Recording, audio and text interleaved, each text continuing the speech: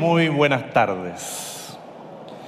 En primer lugar, Day to you all. First of all, I would like to thank everyone, thank God for being able to gather here.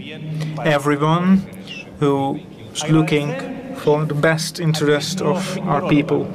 I would like to thank Viktor Orbán, Prime Minister of Hungary, who provides a model for a society where we can live in democracy, where we can believe in democracy, in family, in faith. I would like to thank the Center for Fundamental Rights and Miklos Santo for making this event possible and being able to talk about our ideas. I would like to thank CPEC Foundation, US especially, Matt Schlapp especially, and his wife and his whole team for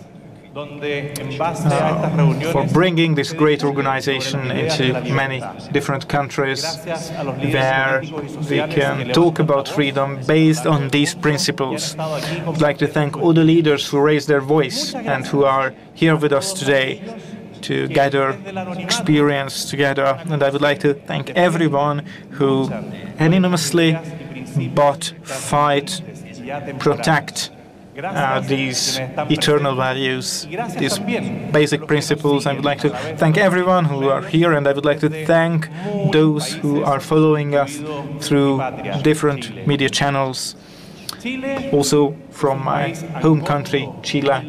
Chile is a narrow and long country in South America, and there, in my home country, as opposed to Hungary, we have a progressive government. And this progressive government, within mere 2 years, managed to push a prospering country into poverty, create marginalization. This is what progressives achieve in many countries. They manage to destroy our efforts real quick. And unfortunately, my country is currently headed by a woke president. Yes, a young president, less than 40 years old. A president who takes the bike to work as young people, but of course police and bodyguards are behind him, and he arrives late to the office. A president who leaves early. A president who just a couple of days ago decided not to go into work. A woke president, if you will.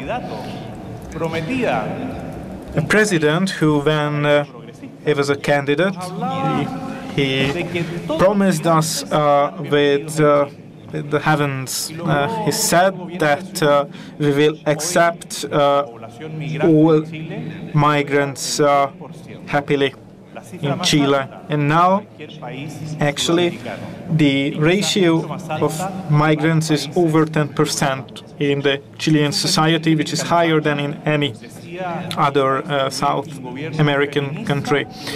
And the president who said during the campaign that he would like to create a feminist, gender-based government. And now what we see is that women cannot leave and go out on the streets after 8 o'clock. Something else he managed to achieve. Now women are afraid. All that in a feminist, gender-based government. He told us that Indian rights are very important, and now what we see is that the country is absolutely dissatisfied, especially in areas with the highest ratio of Indians. And of course, as all great woke presidents, he is fully aware of human rights, worried about human rights, but does nothing to protect them. We can say that he preaches about water but drinks fine. At the same time, he increased bureaucracy and red tape. He provided great contracts for all his cronies, and he paid attention to increase the number of rules and regulations. He increased inflation and uncertainty, and he managed to decrease foreign investment in the country. This woke president managed to turn this promise of a paradise into a communist nightmare. Usually this is what happens, which is in the hands of such governments. So he managed to achieve that Chile, as a model country, turned into a country which is showing less growth annually than Haiti. This is unbelievable, but of course all of this is possible with a progressive government. But I bring not only bad news. Hope is still there because we have a great team behind us, and with this team we are working to, well, let's say in less than 2 years' time, and its reign, and then we can celebrate the victory of freedom. And we have models ahead of us showing us the way. Chile is the neighbor of Argentina, which was also trampled by progressive socialism. They talk about progressivism, but they do not solve problems. Progressive socialists are the happiest when the number of poor people is the highest. We can see the example of Nicaragua, Argentina, Brazil, because the more they speak about poor people, the number of them are constantly increasing, and the wealth of the people who are talking about progressive ideas are only growing. But in Argentina, we have Javier Milei, and if things are turning his way, then they may turn our way as well. He starkly opposes all politicians. He decreases bureaucracy, the number of politicians, taxes, cuts tax rates, and he remains just as popular as when he was elected. A further example which shows us the way a bit north from Chile, Salvador. This is a small country with a population of 6 million, which was only known by how dangerous a country it was for the people living there. But a strong leader appeared there as well, with a great team, and in a couple of years' time managed to cut organized crime, and Salvador is nowadays one of the safest countries of the region. So strong leadership and commitment, that's the recipe.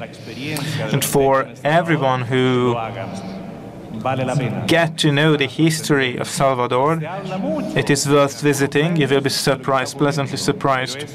In some media outlets, they talk a lot about what happened in this country. It's a great country, and they achieved all of this with common sense, strong regulation, and so on. And I would like to thank the Hungarian government for welcoming me here 2 years ago in the Network for Political Values back then, which was a transatlantic meeting back then. And the Hungarian government made it possible for us to appear in the United Nations to talk about real human rights in a place where it's long forgotten what the rights of the individuals are.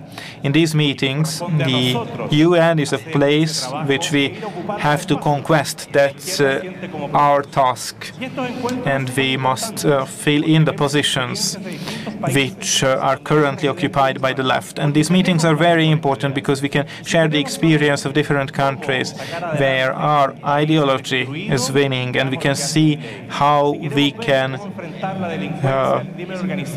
progress in a completely destroyed country. Just take a look at the example of Salvador, for example, and if you would like to create a successful family policy, we should take a look at Hungary, what you are doing here in Hungary.